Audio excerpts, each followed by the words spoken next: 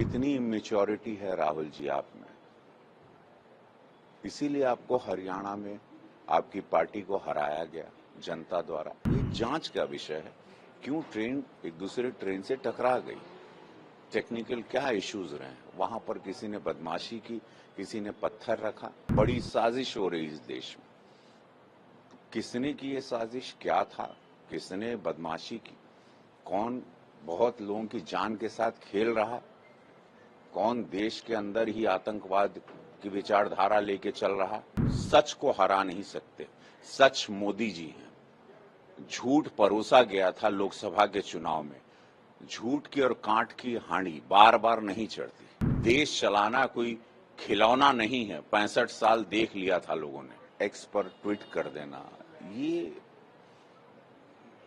दर्शाता है कि कितनी इमेच्योरिटी है राहुल जी आप में।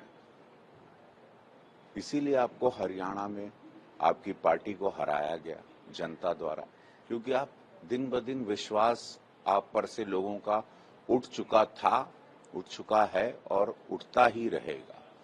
तो आपको अपनी विचारधारा, मोदी सरकार कितनी सेंसिटिव है ये किसी से छिपा नहीं है पूरे विश्व में। इस तरह के कटाक्ष करना बंद करके साथ में चलना चाहिए।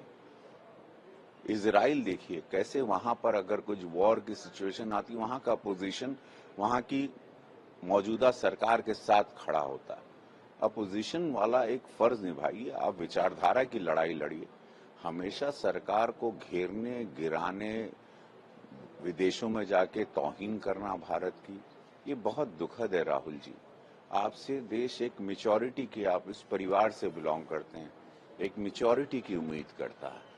आप कृपया ऐसे सब सेंसिटिव इश्यूज पर, आप ये जांच का विषय है, क्यों ट्रेन एक दूसरे ट्रेन से टकरा गई, टेक्निकल क्या इश्यूज रहे, वहां पर किसी ने बदमाशी की, किसी ने पत्थर रखा, जो कि आजकल रोजमर्रा आप देख रहे हैं कि लोग जानबूझ के ट्रेन के पटरियों पर आके लोग ऐसे ऐसे सामान रख रहे हैं, ऐसे ऐसा लोहा रख रहे हैं, लकड़ियां रख रहे हैं, बड़े पत्थर रख रहे हैं कि ट्रेन डीरेल हो जाए। बड़ी साजिश हो रही इस देश में।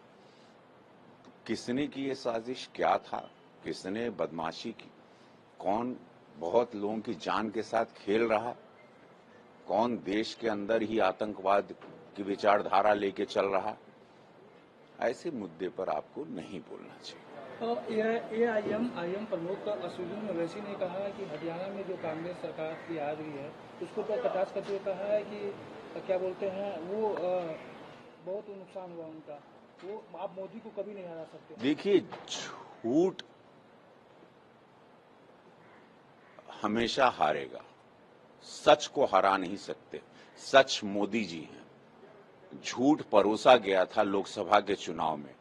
झूठ की और कांट की हांडी बार बार नहीं चढ़ती। एक बार चढ़ गई, हम लोगों के पीठ पे छोड़ा, जनता को धोखा दे दिया। अब सपा के और कांग्रेस के सांसदों को ढूंढा जा रहा है कि कहां हैं, जहां जहां जीते थे, और उनका कोई पता नहीं। वहां की जनता त्राहिमाम त्राहिमाम कर रही है। ये बात हरियाणा को पता चल गई, वहां की जनता जानती थी। प्रधानमंत्री मोदी जी के लिए एक साजिश थी। जनता एक मुश्त होके, सारे हिंदू एक मुश्त होकर जात को हटा के अब भारत जागा है। अब सब लोग जाति में नहीं, अब हिंदू बनकर वोट कर रहे हैं। सनातनी विचारधारा के साथ राष्ट्र सर्वोपरि को दिमाग में रख के वोट किया जा रहा है। अब उसका अगला चुनाव और अगला रिजल्ट अब महाराष्ट्र में दिखेगा और झारखंड में दिखेगा। और मेरी बात ऑन रिकॉर्ड रखिएगा, हरियाणा के प्रचार के दौरान ही मैंने 6 दिन 8 दिन पहले कहा था कि रिजल्ट देखिएगा, प्रधानमंत्री मोदी जी के पक्ष में आएगा, भाजपा सरकार बनाएगी। अब आप मेरी बात वापस रिकॉर्डेड रखिएगा, ये घमंड नहीं, झूठ को भारत पहचान गया। एक बार लोकसभा में धोखा हो गया। पता है कि ये देश प्रधानमंत्री यशस्वी मोदी जी के ही पद चिन्हों पर, उनके ईमानदारी विचारधारा, राष्ट्र सर्वोपरि थर्ड लार्जेस्ट इकोनॉमी बनने जा रहा है। उसमें कोई रोक नहीं। बाकी ये लोग देश नहीं चला सकते, ये परिवार चला सकते हैं। ये लोग अपनी झोली भरेंगे, इनके मंत्री अपनी झोली भरेंगे। देश चलाना कोई खिलौना नहीं है। 65 साल देख लिया था लोगों ने।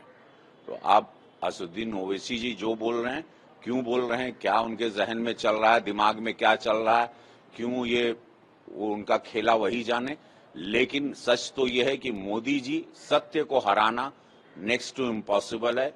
एक प्रधान सेवक को हराना, एक फकीर को हराना नेक्स्ट टू इम्पॉसिबल है। इस सूफी, इस संत के धरती पर, ये जो साधु संतों की धरती है, यहाँ पर किसी संत को हराना नेक्स्ट टू इम्पॉसिबल।